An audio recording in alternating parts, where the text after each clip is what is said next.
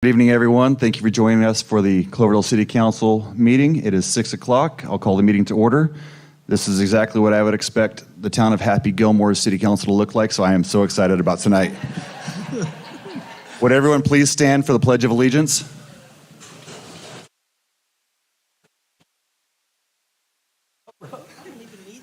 I pledge allegiance to the flag of the United States of America and to the republic for which it stands, one nation, under God, indivisible, with liberty and justice for all.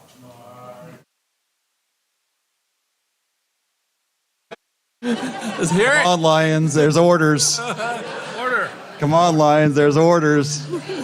Finish. I love this. All right. Thank you, everyone. Roll call. Let the record reflect everyone is present. Any conflict of interest declarations tonight? None. Yep. Seeing none, any changes or deletions to the agenda? No changes, Mayor. Thank you. We'll move directly into public comments. Any person wishing to speak in person on an item not listed on the agenda may do so at this time. Pursuant to the Brown Act, the City Council is not allowed to consider issues or take action on any item not listed on the agenda. 3 minutes are typically allotted to each speaker. Is there anyone in the audience that would like to make a public comment regarding an item that is not on the agenda? Seeing none, we'll move right into our student liaison report. Hello, my name is Valeria Anguiano, and I am the student liaison. I'm going to start off with current events at Cloverdale High School. Fall sports are ending and winter sports are starting, such as girls soccer, boys soccer, girls basketball, and boys basketball, and basketball cheer. There's a Halloween rally coming up on October 31st with a costume contest and fun games. Academics. After school, tutoring offered Monday, Tuesdays, Thursdays at 3:20 to 5:20. Community service hours are due the end of December, 7.5. Jefferson events, Halloween Jefferson Parade, October 31st at 8:30 a.m. Community events, 4th Annual Day, Dia de los Muertos event taking place on Saturday, October 25th from 5 to 10 at the Cloverdale Citrus Fair. Also, as a Halloween haunted house at Cloverdale Citrus Fair from October 27th through 31st from 5 to 9 p.m. for $7. Thank you. Any questions, comments? Did you go to the volleyball game last night? Yes. Tell us about it. They won that's all I can remember. It was probably the most intense and best volleyball game I've ever seen of girls play here in Cloverdale. They did a great job, won 15-13 in the 5th game, and I think that puts them in first place. So they were killer. So thank you for your great report. Thank you. All right, we're going to move into D, recognitions, D1, Cloverdale Citizen Recognition Program. Kevin, is this for you to explain? Sure. At the request of the mayor, we established a citizen recognition program. Each council member will be able to, it's not even nominate, they'll just basically decide who they want to be the recipient. And the first one came from Councilmember Lasky, and it's John Turner. And I can see he's here tonight with all his crew, so let's leave it there. Councilmember Lasky, would you like to take it from here? Yeah, thank you everybody for showing up tonight for John. We appreciate your service. We appreciate everybody showing up to recognize John for his community service. I'd like to formally recognize, along with the assembled community here tonight, the selfless contributions John Turner has made to our community in the past minimum 41 years. Being a husband, father, grandfather, and a respectable community member, his direct involvement has seen 35 years of dedicated service to events that promote the mission statement of the Cloverdale Lions Club, which in part reads, to empower volunteers to serve their communities, meet humanitarian needs, encourage peace, and promote international understanding. Did I get that right? They don't know. Along with that, he has volunteered concurrently another 30 years that he was directly involved in the Cloverdale Joe Pardini Chargers Pop Warner football program, and at a bare minimum, 25 years as our very own Santa Claus for the Lions Club Toy Run and countless volunteer hours as Santa for the tree lighting ceremony each December here at the plaza. Pardon me, sir, that's Oh, thank you for the clarification. It would be hard to fathom our community without John giving freely of his time, his tireless hours volunteering, and I would say everybody that comes into contact with John would be hard-pressed not to be affected by his infectious demeanor and his welcoming smile. John, on behalf of the citizens of Cloverdale and the City Council, we once again thank you, and we'd like to present you this certificate of recognition. And along with that, we're going to take you out to dinner.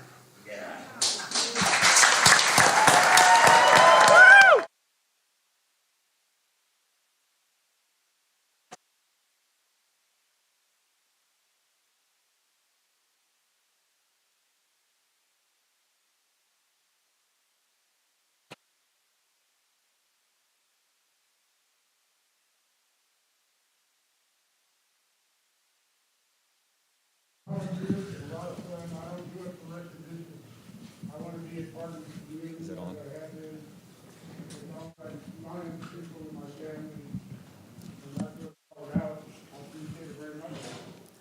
Start over. Might want to turn it on. I'm sure you heard what I said, so anyway, I appreciate you guys and this community very much. Thank you, City Council Mark. What's his name, you know? Anyway, I appreciate you guys very much. Thank you. One thing, before I leave this thing tonight, please say a prayer for Sue Dickens. Thank you. Hold on, it's not over yet, JT. Hold on a second. JT, you have to stand there and take it for a minute. You have anything you want to repeat? Say? I want to thank you for serving your community and all the years you've spent doing wonderful things with the Lions Club and serving all the youth of Cloverdale. Thank you, JT, for your work with youth sports and also being part of the heart of the Lions Club. Service clubs are the heart of our community. JT, thanks, man, and thanks to all the Lions Club here. You know what? I'm a newbie to Cloverdale. I've only been here about 8 years, but you know what? I met you the first year, and it's been a ride ever since. So thank you very much, and I can't imagine Cloverdale without you around. So thank you very much, and thanks to everybody that supports you, man.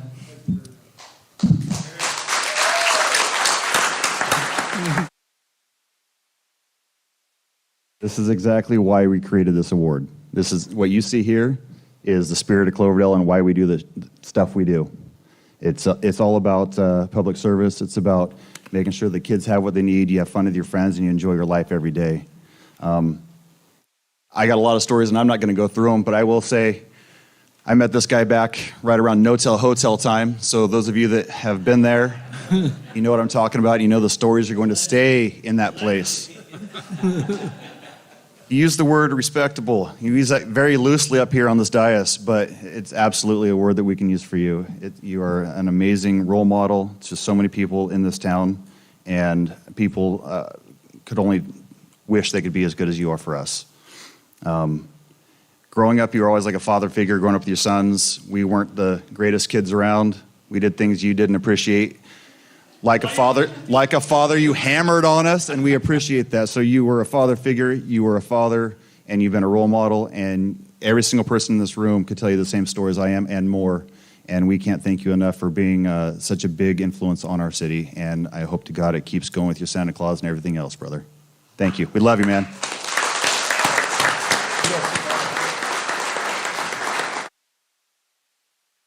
JT, you ain't done?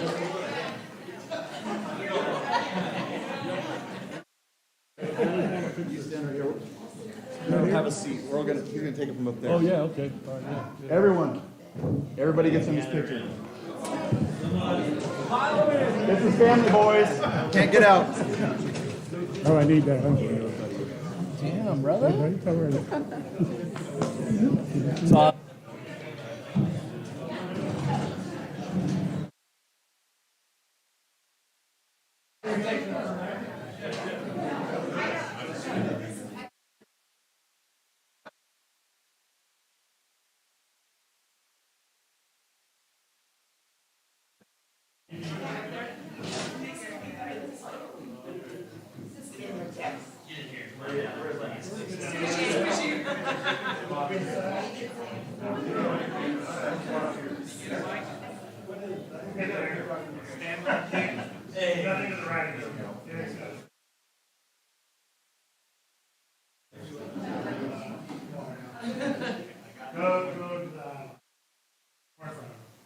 You got too many friends, John.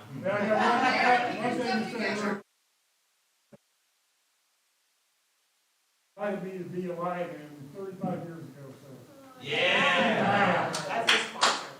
My spot. That was risky. 3, 2, 1, cheers. Perfect.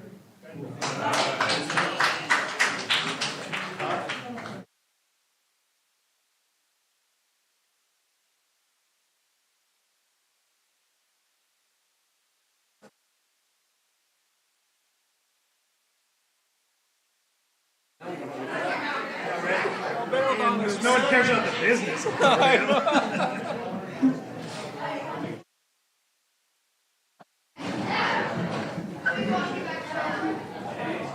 Awesome, awesome, awesome.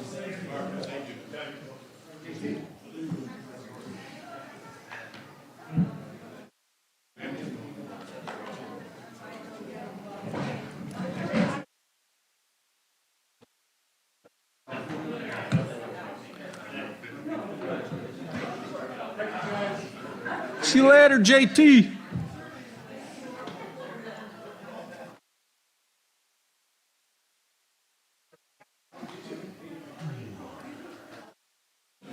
Perfect. It's a feel-good one, dude. Dude. I like those. That's why I wanted this. That's right. Think about the fucking feel good you can do with this shit. Right. Right? Yeah.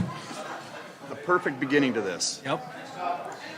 TT, you going home tonight? Todd, you going back home tonight? He is. Drive safe. Oh, they're, Got his dad in his they're ear. all going to the bar right now. Are you I kidding me? guarantee it. I'm gonna find out soon. I know you. Somebody is. Either you or Chief.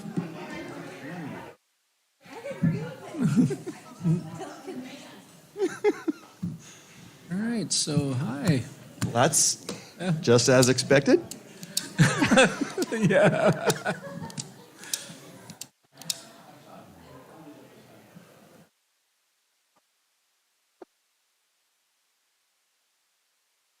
Like I'm in a band.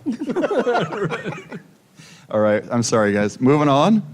E presentations. E1, the Library Commissioner's Report. The presenter is Commissioner Green.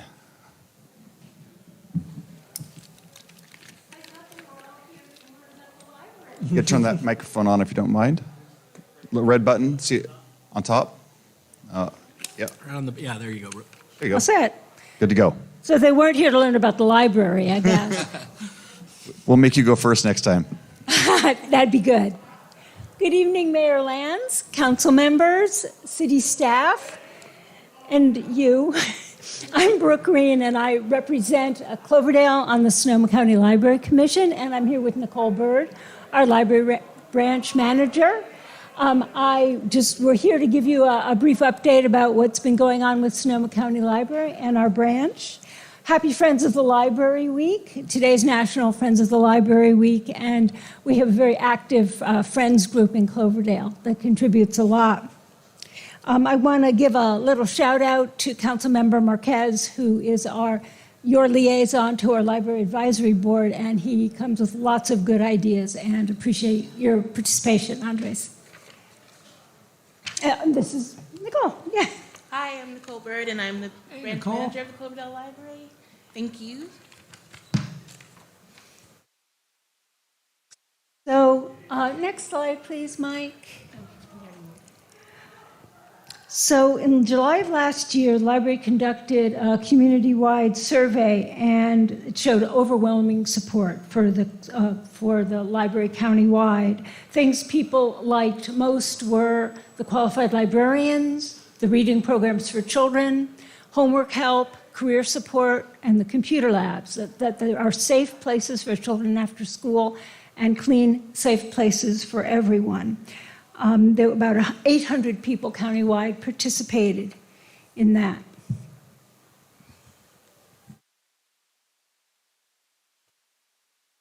So, your Cloverdale Library.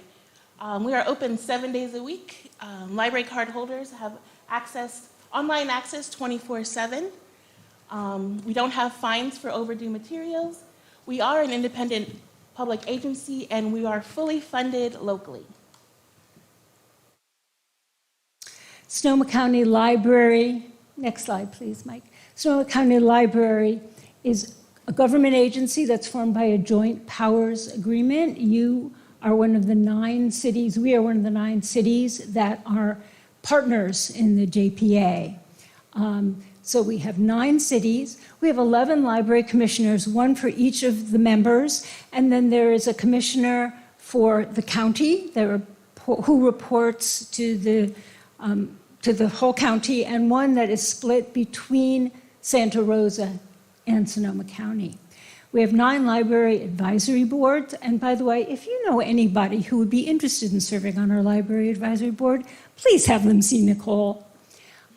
We have 10 Friends of the Library groups, and as I said, at Cloverdale, ours is very active and contributes a lot to programs and materials also, so yeah.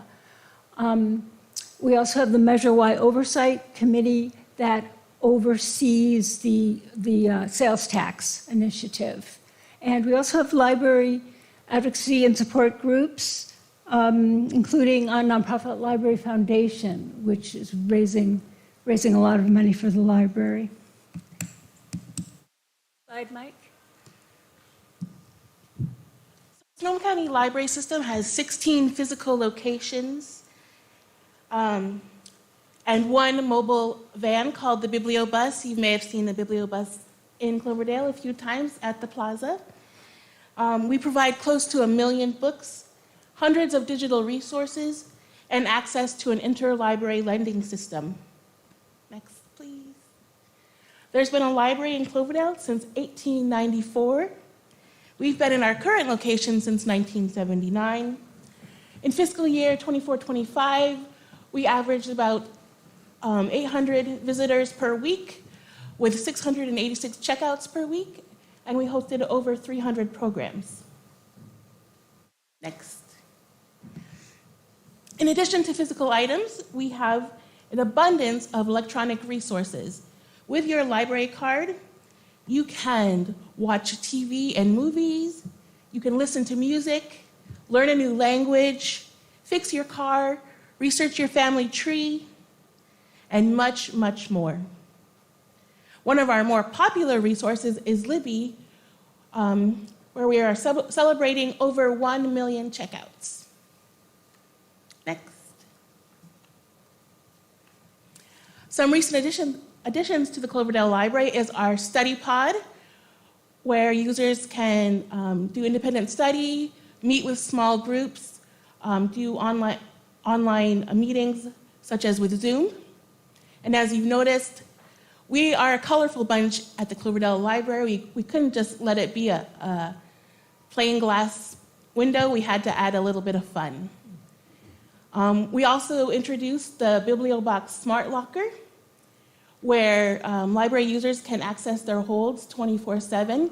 So you can pick up your holds on your schedule and don't have to wait for the library to be open. It was very helpful during our recent closure that started our modernization project.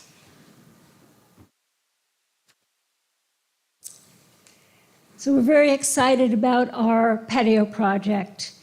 This was funded in part by the Claire McGowan Trust.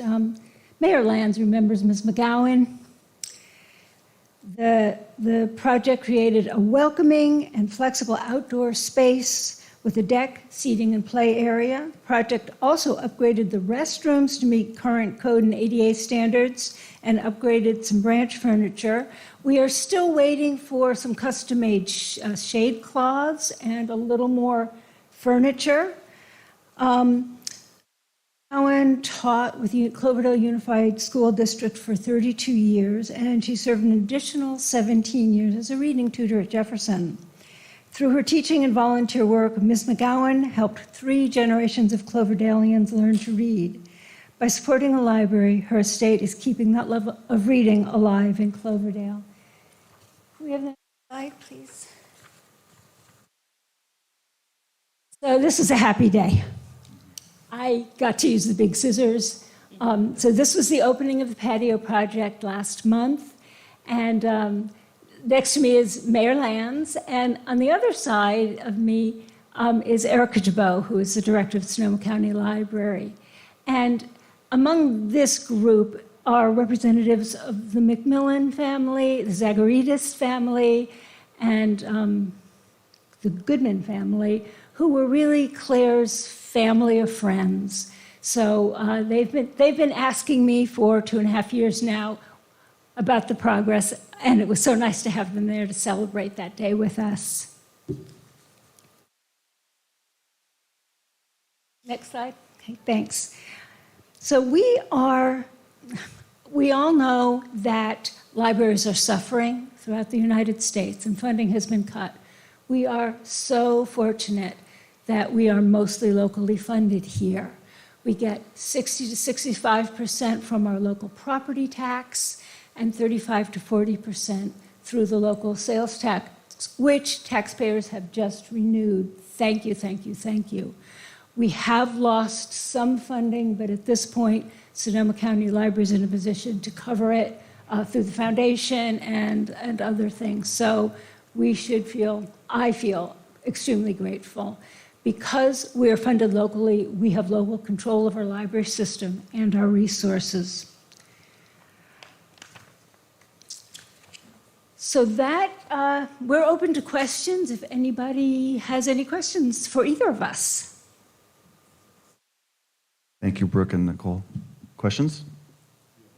Go ahead. Thank you, ladies, for that lovely presentation. I actually learned a little bit. Of course, growing up back in the day, I always say back in my day, I was Encyclopedia Britannica kid, so that's where I got. Online. It's online now? You can access it through the library online. See, more information right there. That's great. And I loved all your, I was astounded about how many takeouts and visits you guys have here locally. That's awesome. So hopefully we can get the word out and you can spread the word. Hopefully you're working with the schools, with Glenn. Yep, that sounds great. Yeah, you guys are doing a great job. Thank you. Yeah, we had a class Thank you. visit this week, and we have 2 class visits next week.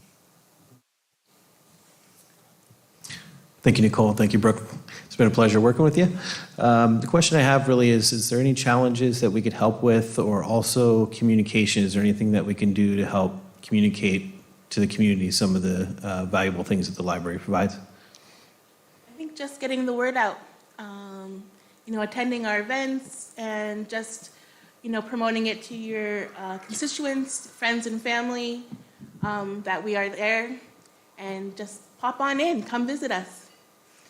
And libraries are for everyone, so please encourage people to come and ask questions. The staff is so helpful, and there's just so much available. I had a friend come visit with me, and she hadn't been at the library in 20 years, and somehow she was embarrassed about that, and we just spent an hour. We checked out a laptop, which is something you can do. We showed her how to reserve books. We showed her how to reserve books on Libby. We showed her how to use Canopy. We went through the whole process. She didn't know any of this was available. The Bibliobox, people don't know. And they don't know that if they can't get to the library during open hours, which, by the way, are amazing, and 7 days a week, they can have books sent to the locker and pick them up anytime. We haven't even really scratched the surface. There's so much available through the library. So thank you, guys. And feel free to contact Nicole or me with questions anytime. If I don't know the answer, I'll find it out for you. Thank you. Brooke, Nicole, thank you very much. It's a pretty heavy lift to keep that thing rolling 7 days a week, so we really appreciate it. I know the community does. I have one question for you. You guys still checking out, obviously you said laptops, are you checking out those hotspots too still? Yeah. Do you have a hard time keeping those in, or? They're all out. Are they? I mean, when people return, if couple come in, it's a very fast turnaround. So, yeah, they are very popular and very needed service in our community. Okay, I was just wondering now, the next question is, I know we're locally funded and all that, if somebody had a hotspot and wanted to donate it, would that be something you guys would entertain? To be honest, I'm not sure. It's all dealt at our headquarters with the IT department. Okay. I'm sure if it was given, that we could send it to them and they could configure it. I'm not really certain about how that works, but I can find out if you have someone specifically. I will stop and talk to you about it, Nicole. Thank you very much. Okay, thank you. Thank you. Thank you, guys. Is there anyone in the audience who'd like to make any public comments regarding? Seeing none. Brooke and Nicole, thank you so much. It's been great to see the difference and the changes that you guys have made, and I really appreciate it. And thanks for letting me be a part of Miss McGowan's opening. It's amazing. So, thank you.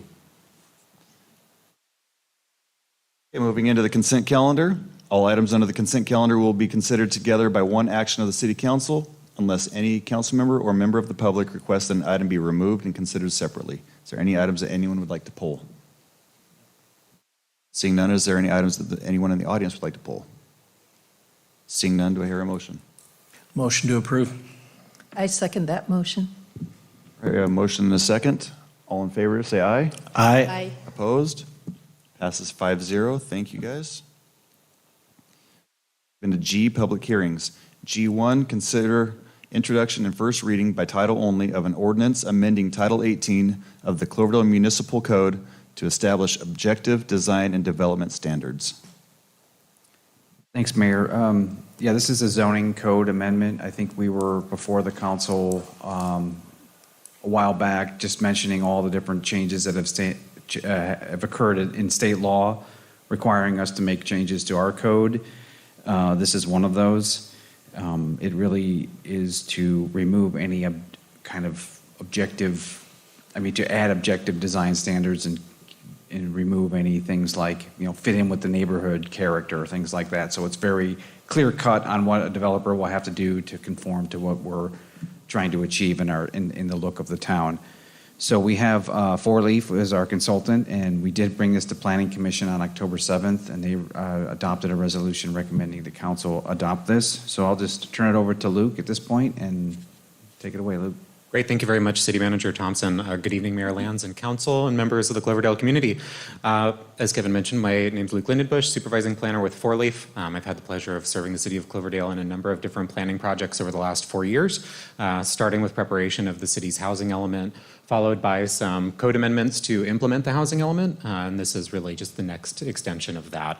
So for our brief presentation today, we'll really just provide some background on the objective design and development standards, identify the portions of the municipal code where the proposed changes would go into effect, and then go into some of the design elements themselves.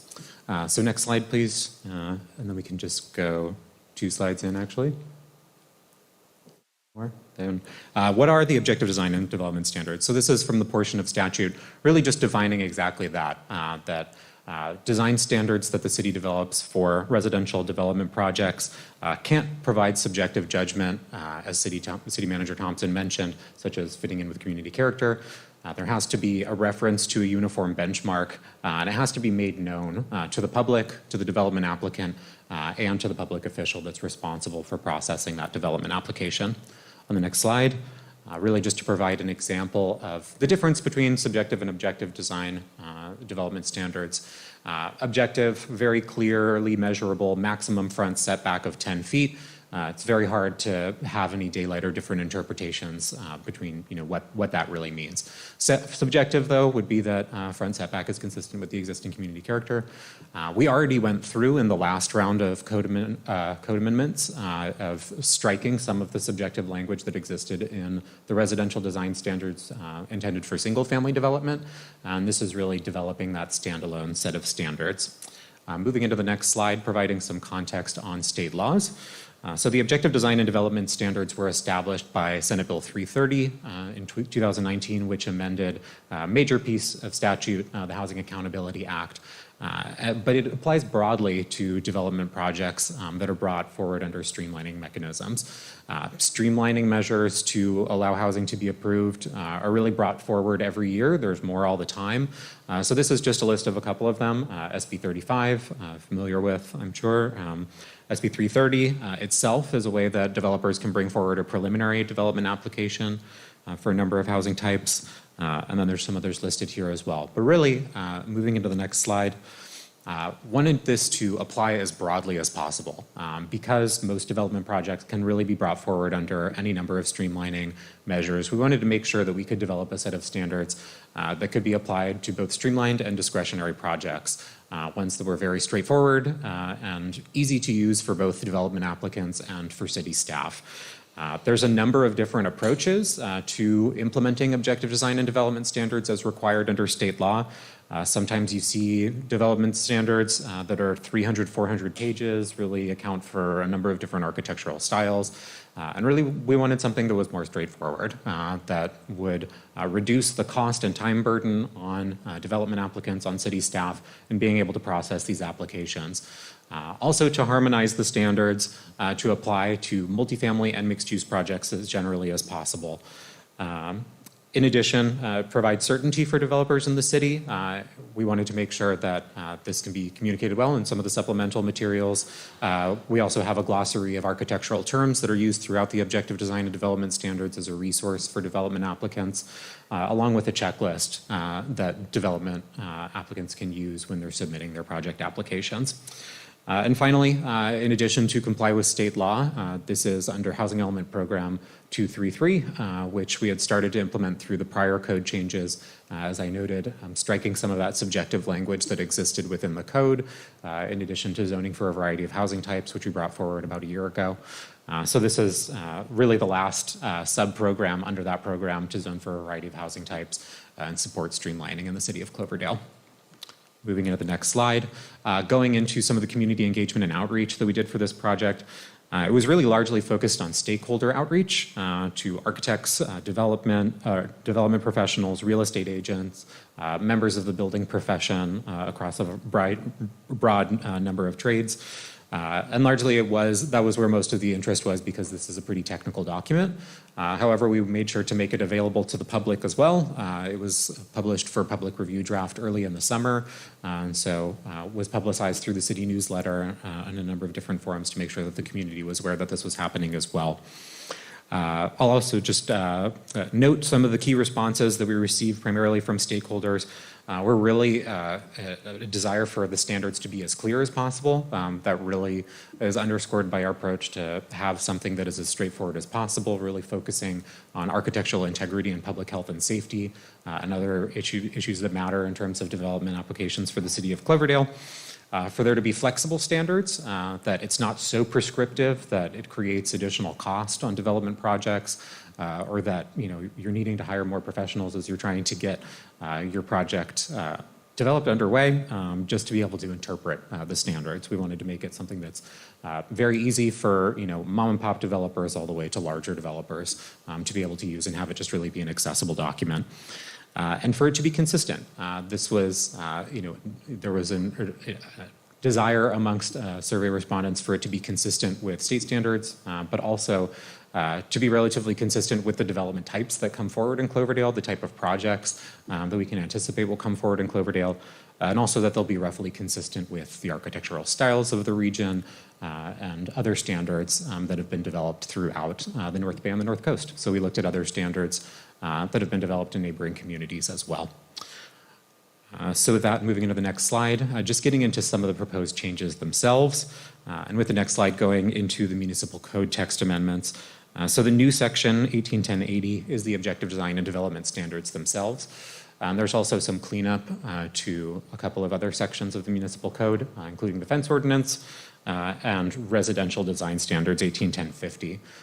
Just to clarify the difference between objective design and development standards and the residential design standards, that existing residential design standards section really is focused on single family. It's a pretty short section of the code. And once again, the objective design and development standards would be more geared toward multifamily and mixed use projects.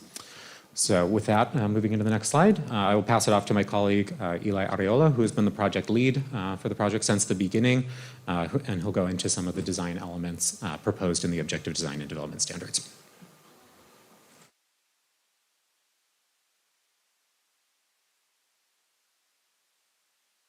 Thank you, Luke. Jumping into some of the design elements covered within the odds themselves, beginning with site design. Site design standards regulate the building placement on sites, as well as site access and circulation for both vehicles and pedestrians on site. These standards also regulate the parking design and required screening for said parking. Next slide, please. Building design standards set forth the required architectural features for proposed projects. And these standards also regulate building material and material differentiation to ensure that proposed projects are of quality design and generate visual intrigue. Next slide, please. Outdoor common space standards set forth a list of potential amenities for developers to choose from, and proposed projects are required to include either one or two of the potential amenities, depending on whether or not the project is located adjacent to a public park. Next slide, please. Lighting standards are included to ensure the safety and security of residents during the nighttime use of amenities on site, as well as to prevent light pollution and light trespass onto adjacent properties. Utility standards regulate the placement of mechanical equipment, refuse containers, and other accessory elements in order to maximize site efficiency and limit visual impacts for both residents and the public. Fence standards, as mentioned previously, are included in the amendments to Section 1809030. And these standards are applicable to projects subject to the odds, as well as new or replacement fences in fire hazard severity zones, with the goal of increasing fire hardening throughout the city. With that, it is recommended that the City Council adopt an ordinance amending Title 18 of the Cloverdale Municipal Code to establish the objective design and development standards. Thank you all for your time. Luke and I are available for questions. Great, thank you both. Awesome. We'll run through for questions. Councilmember? One of the questions I had about some of the standards, building standards, one of the issues that we're having in Cloverdale, I think, with some of the houses that are about 25 years old is all the trims rotting. You know, the materials that were used were not the greatest for exterior, and, you know, the methods that were used where the cuts were never primed.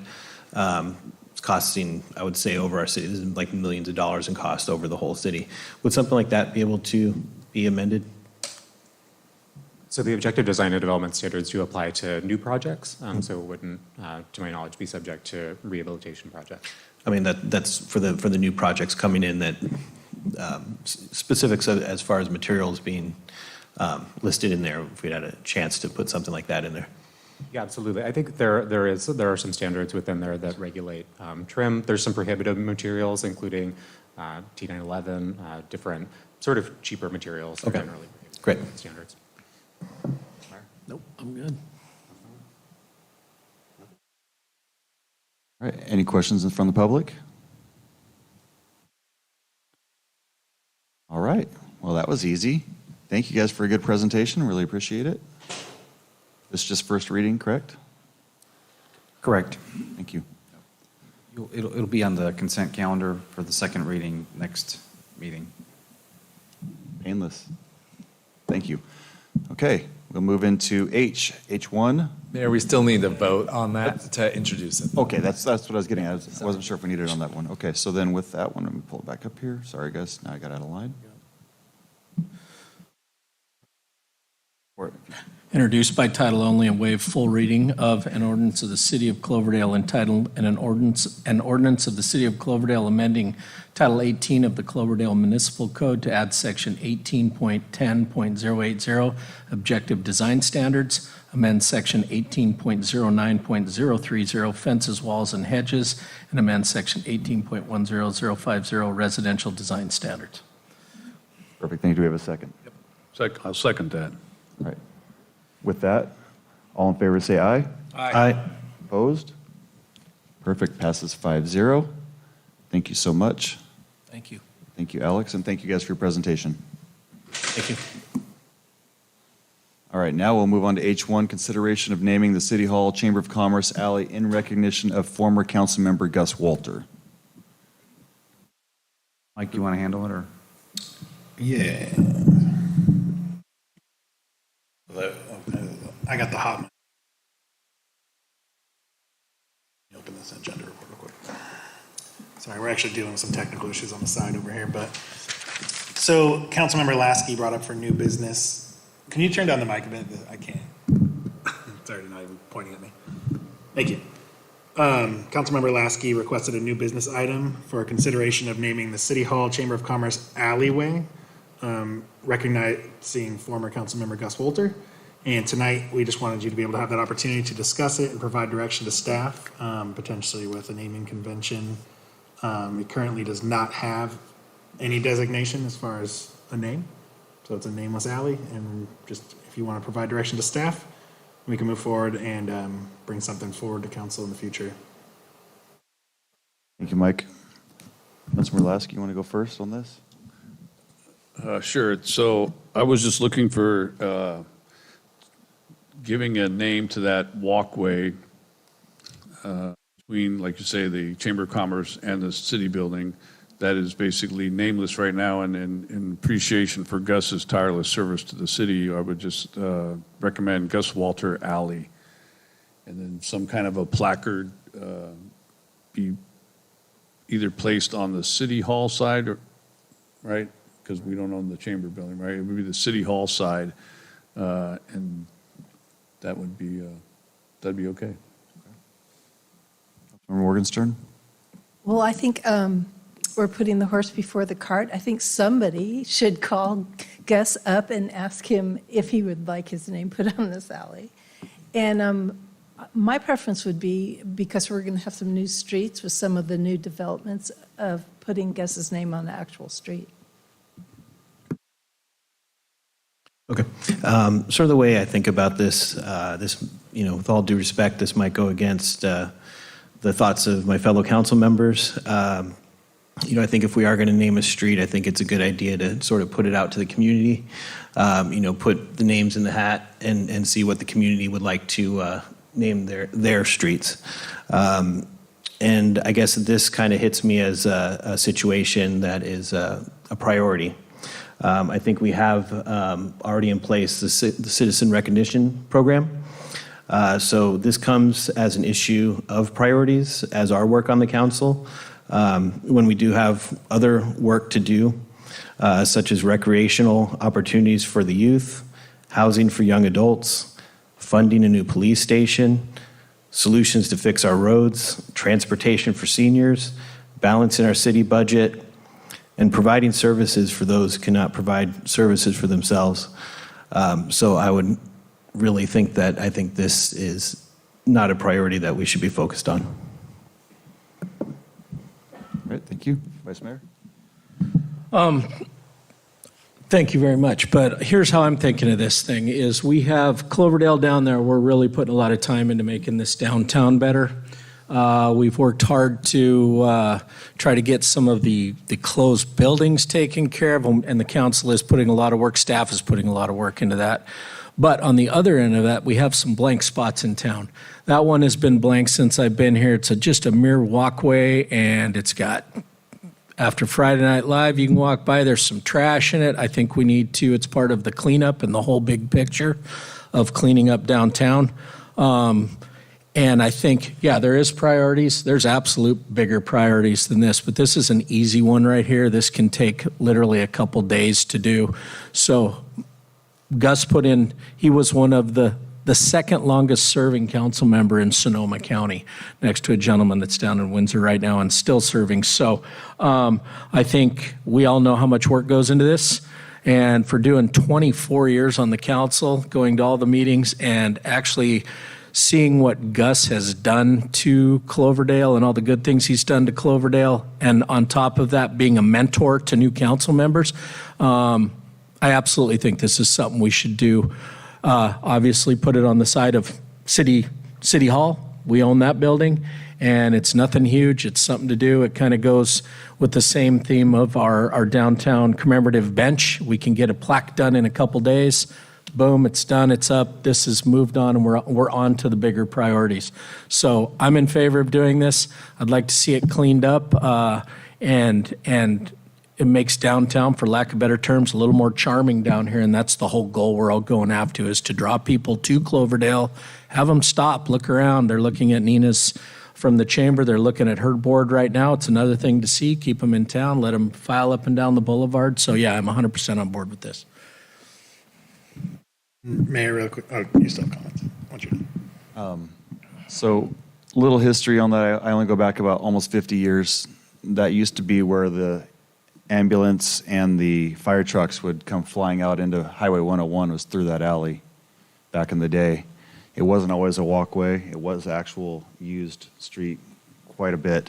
And it's a lot safer now, the way we have designed, because pulling out in the middle of the 101 right there when the 101 went through was pretty dangerous.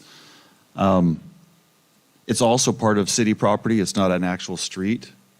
So we can kind of do whatever we want. And I think that the fact that Gus has, I thought it was 26 years, but right around there, a lot of years representing Cloverdale and serving, even as his family had issues through his son's passing, through his wife's illnesses, everything that went on, he was always in these seats and looking out for the community.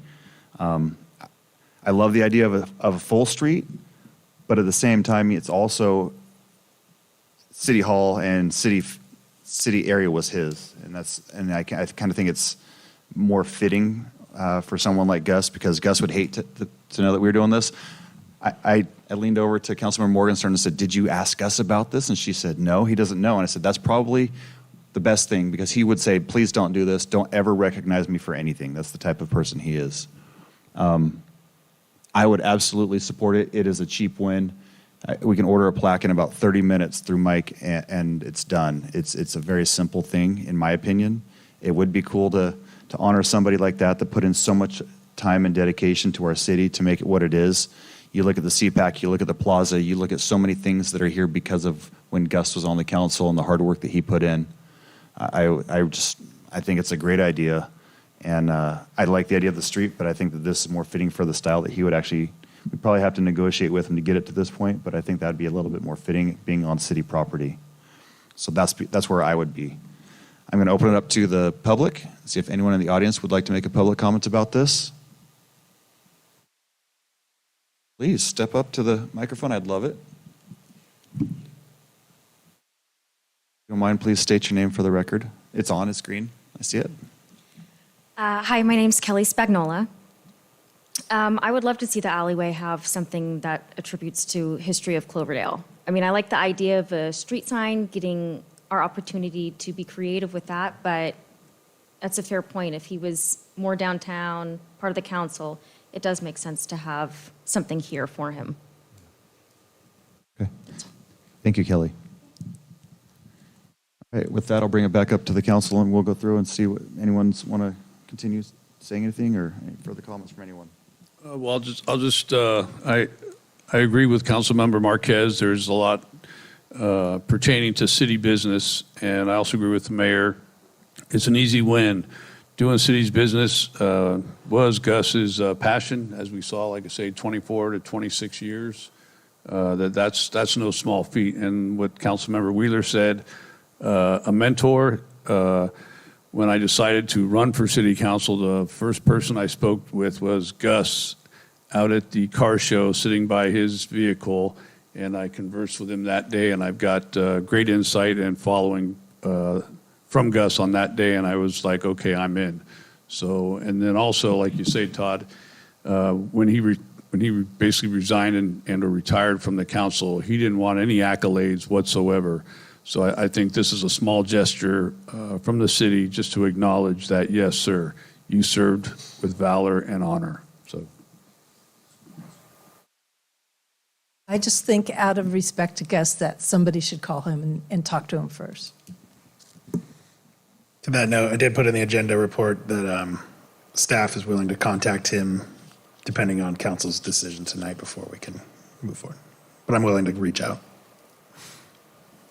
Do want to thank Gus. You know, I did talk to him at the car show as well. I got a couple pieces of good advice. You know, I would say I do have spoke to the veterans of our town, and they have a tremendous amount of respect for his service, and I do want to acknowledge that. So I would just say that I think, you know, just naming an alley, you know, would be a good idea to contact Gus, as well as maybe, you know, the other concern is about sort of setting a precedence that, you know, if we put this out to the community, you know, put Gus's name out there, if the community has some other names, then kind of, you know, the community feels involved. You know, the other thought is about setting a precedence that if we kind of just go ahead and name it, you know, in the future, you know, another council might kind of want to do the same thing, and this could kind of stir into taking up a bit more staff time than we may want to. So, thank you. All right. I'm going to go to the student liaison. I see a lot of head shaking and things going on. I want to hear what you have to say. You want to help? Mike, can you help with the mic? I agree with recognizing him since he served for the community. Thank you. Okay. Sounds like we have a little bit of direction. What do you think, Kevin? Do you need me to kind of give you an idea of what Are we doing it? it sounds like and see if council agrees? I mean, do you want me to reach out to Gus first? Yes. Or, okay. So then. I'd say reach out. If he is adamant about this, maybe we come back to us with it. If he's okay with it, we can just. If he hangs go ahead up and on do you, it, come back to or us. do you want to come back? If he hangs up on you, come back to us. Otherwise, let's figure out what type. I don't know what type of plaque or fake road sign. I don't think that would look nice. I think something professional that will last. Yeah. Is kind of what it sounds like from the council. The bench program, we do have those plaques. They're kind of small, but. You know, that might be fitting since he has a bench for his son out in the Yeah. plaza. The same style. It might be cool. Okay. Awesome. Thank you, guys, and thank you for everyone's input on this. Okay, moving on to council member reports. Councilmember Lasky.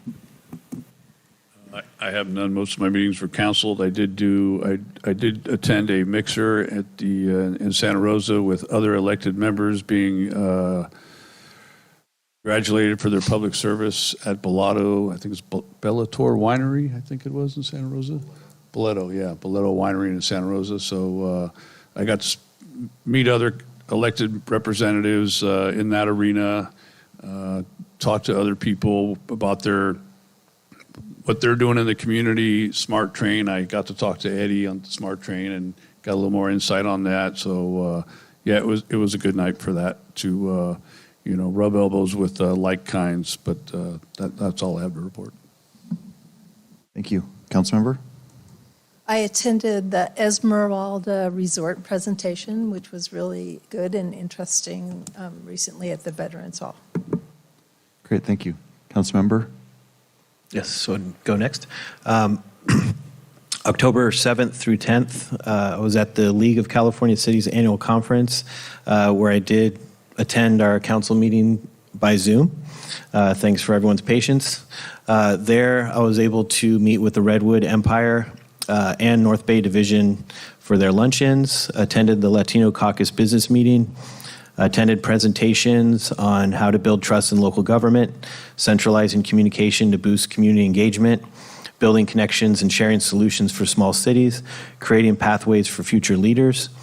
Those were all very, very beneficial, as well as the expo, learning about some different things as far as grant funding and street repair. As the voting delegate for Cloverdale, the report is that there was no actionable items to vote on. Also was able to meet Councilmember Mark Milberg, the city of Novato, who sadly passed away. So my condolences to his family and the city of Novato. Thursday, October 16th, we had the Zero Waste Sonoma meeting. The board authorized the purchase of 195 Concourse Boulevard in Santa Rosa. That's for the future office space of the Zero Waste staff. Update on the Cloverdale Career Fair. We now have established a date, which will be Tuesday, April 28th, from noon to 5 at Cloverdale High School gym. Definitely want to give a shout out to Riley Dale, Forrest Harper, and Savannah Hemphill for their work. Also reporting on the Grange Hall, we had our second meeting yesterday, Tuesday, October 21st. This was really kind of establishing that the Heaven's Closet thrift store, we approved their move in to the Grange, and following up on the funding from the county of $75 to fix the roof. That sounds like it's going to go through. We're still in talks about what the food pantry wants to do. There is some small details around, where to store the dumpster at the Grange that the other location did suit that better. So that will get worked out. I'll have some reports on that in the future. And also just want to give my condolences to the Ferber family on the passing of Craig Ferber and Alan Ferber. Alan Ferber was very, very nice to me. And my wife and I, when we moved here and attended a lot of the Kiwanis events, and was just a fun guy to chat with. So heartfelt condolences go out to the family.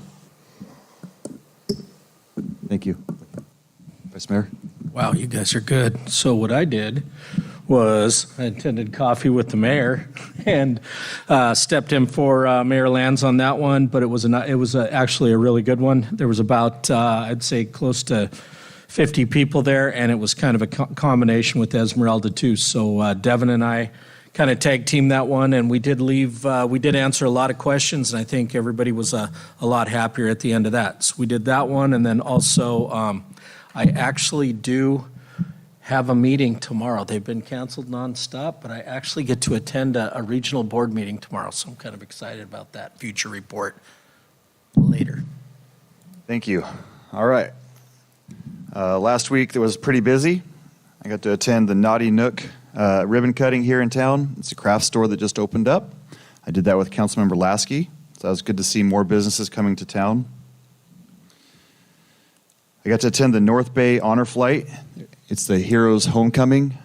If you don't know about it, what it is it's a flight where they pick 22 different veterans to fly with a guest back to Washington, D.C. and tour all of the different memorials and things like that. There was guys from World War II all the way until the most recent wars involved in the 22. And to hear their stories about what they saw, but what they felt, and all of this was amazing. I mean, the fact that some of these people, they worked hard for us, they fought for us to have the freedoms that we have, and to have them tell me that since the Vietnam, they haven't felt like they were part of our country or welcomed here. And to have them come back from that saying, I finally feel like I'm home. It's touching to, have hundreds of people lined up like they should have back then to support them for what they did for us. Having it now and to see the difference in the veterans is just amazing. It's probably the best project I've ever been part of, and I will recommend it to everyone. And the next one I told them I was a little bit ashamed by our airport. They said they wanted it to be a lot smaller than the first one because it was too crowded at the first one for the veterans, and they wanted to make sure that it was smaller and didn't disrupt their airport.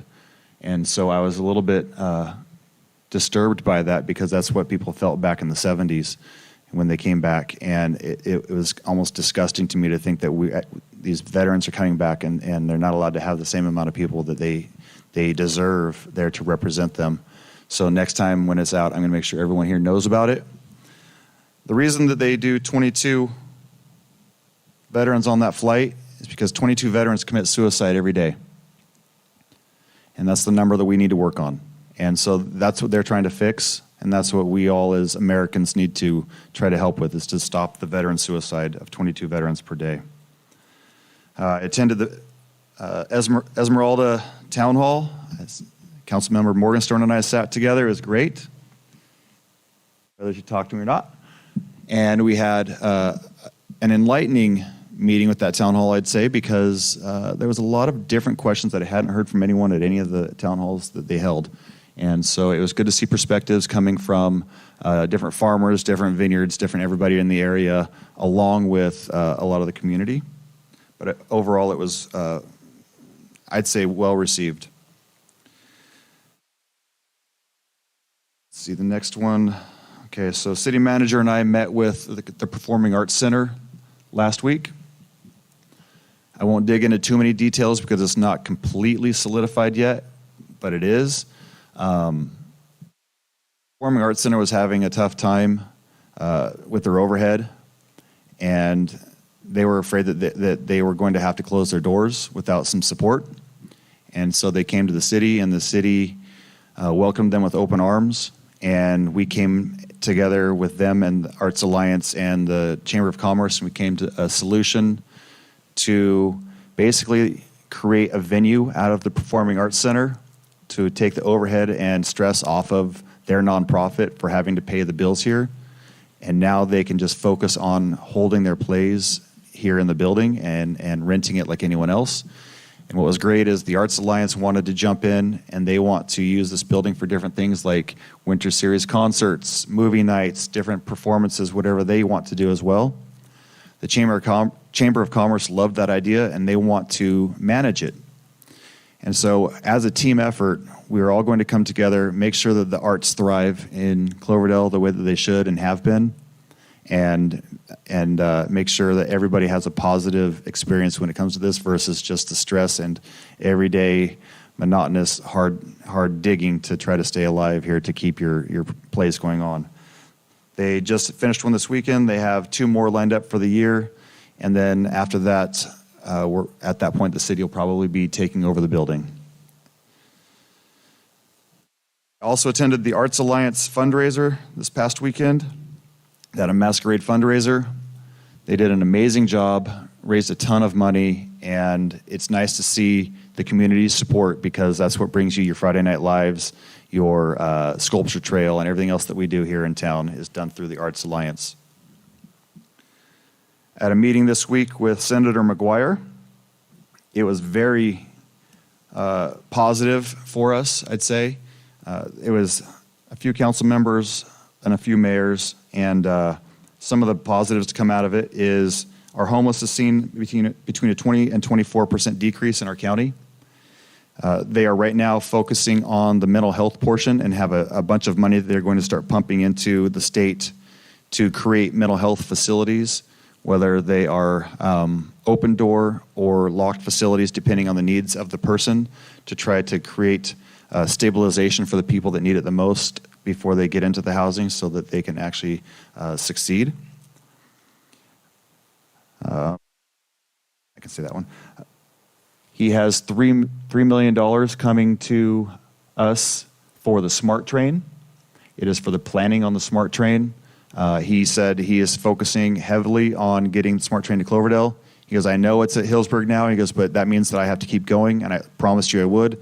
So he delegated $3 million to come to all the planning and has already started it. So if you think it's not going to happen, it is. I was the naysayer. It looks like it's happening. So I'm excited about that. They're helping with 70, that just opened 70 affordable units in Roanoke Park for veterans. He was part of that, along with the Roanoke Park City Council, so that was great to see. He has 2 announcements that I can't give, but October 29th, and then in the month of November, there's 2 big announcements that are going to come from Senator McGuire, one for Cloverdale directly, and one for our state, but will definitely be helping Sonoma County a lot. Look forward to seeing some nice big numbers and big positive things coming from our senator, and I was excited about both of those, and I'm sorry I can't tell you what they are. The last thing, there's a bunch of money that the state is dumping into vegetation management for wildfires, and he gave us a direct line and said, you call this person if you don't have your grants filled out and you're not on the list to get the money. Here's the number. We're going to help you get it. We want it here in Sonoma County. So I talked to our chief. Chief said we're in, but we're in the 50 percentile, and so we're going to work together with the senator to get us into that top percentile to get us hopefully some grant money for vegetation management. Today, last but not least, today I attended the FIRO signing. What that is a forecast-informed reservoir operations. What that means is our lakes are controlled through the Army Corps of Engineers, Lake Mendocino, Lake Sonoma. And they have a book that's about 70 years old that tells you on X date, you have to release X amount of water out of the lake to prepare for the winter storms that will be coming. Those storms don't always come because of climate change and different things that go on in our area. Sometimes you have more drought than you have rain, and other times you have more rain than you have drought. And so to prepare for that, the way that they were doing it, you're just guessing, you're following a book, and it's not always accurate. And so when you do that, you lose a lot of water that you could be saving. This new style, what it does is it tracks every single storm coming in, and it forecasts what they see in the very near future.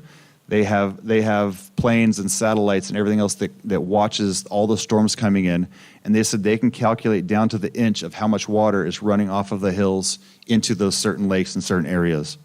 So they know what's coming, and they can release just the exact amount of water that they need to release to control the water that is left inside the lake so that we can keep our storage actually 20% higher than what it is now, because they would keep it 20% low to try to control these flooding issues. And so now, because of the forecasting, they don't have to let that 20% out. They can keep that and just keep us at a steady maximum in the lakes, which means that we can keep up to 22,000 houses worth of water extra in the lake if we have the storms, if we have the water. And what that means is they're not releasing into the river. But in the long run, it's a great thing because they're using science to predict what's going on, and it actually works. I was excited to do that. It was full of electeds and a lot of good information, and I see a lot of good things coming for our area. It's only for Lake Mendocino right now, but they're focusing on Lake Sonoma next, so I'm excited about that. Questions from anyone on anything that anyone has said? All right. Seeing none. Sorry that was so long-winded. I never do that. It's like we have one letter of support. Any questions on that? Okay. Any other support or opposition letters that we need to know about, Kevin? No, there's Thank you. City manager report. Yeah, just real quick, I have a couple things. Tomorrow night, we have Vice Mayor Wheeler, Councilmember Lasky, Marquez, and Morgenstern going to the Windsor Mayors and Councils dinner, so coordinate that. The next meeting is November 12th. We've got a lot of things on the agenda. It's going to be a longer one. We are planning to cancel November 26th and 24th like we do every year because it's the day before Thanksgiving and Christmas. Mike wanted me to let you know that we're going to change the date of the newsletter release to be not in conflict with the agendas. So it will be the week that the agenda doesn't go out, correct, Mike? Perfect. Yeah. For months that have 5 weeks kind of throws off our every other week kind of thing. So it's problematic when we have other deadlines. So day after council meetings, we'll start to push them out instead.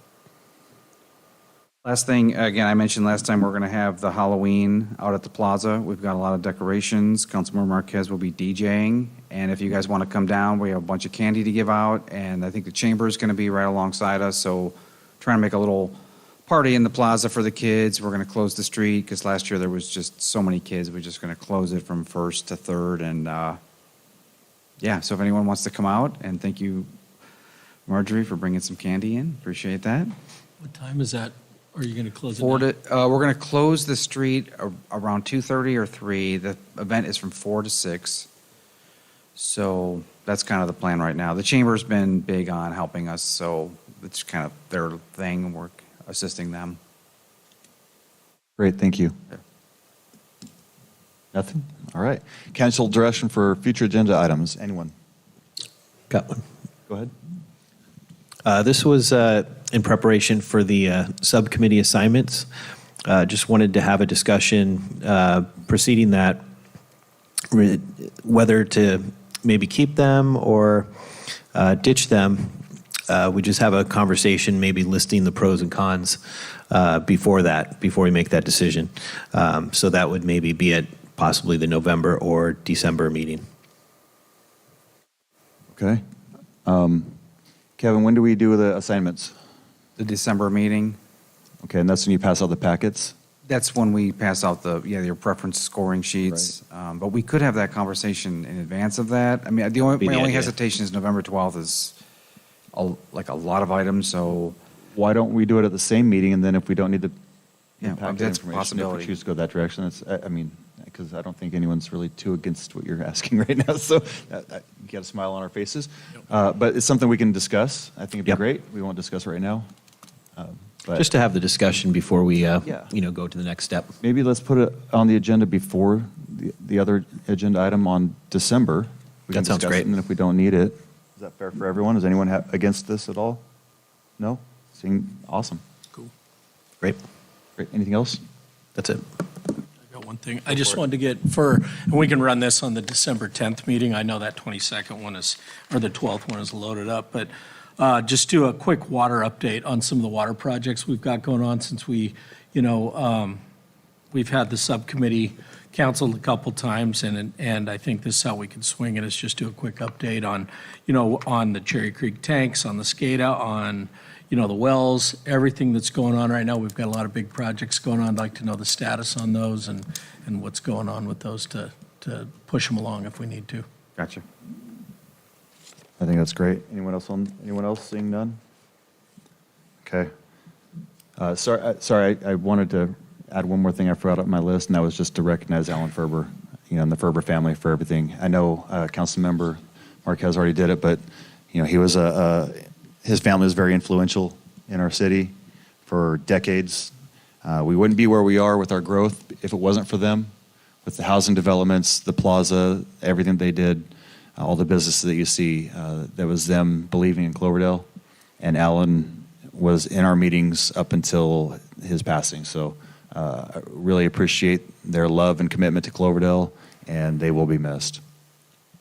We can squeeze that on November if you want. I mean, it probably won't take that long if you want to do that in November or December.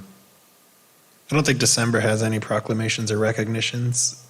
And if you wanted that citizen recognition program, we did save November, December as an opportunity for staff to provide recognition to members of the public if we want to. If staff is interested in doing that one, I'll let you guys decide.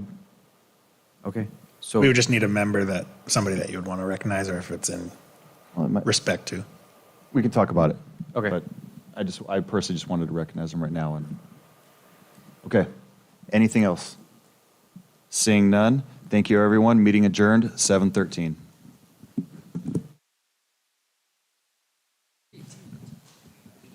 So they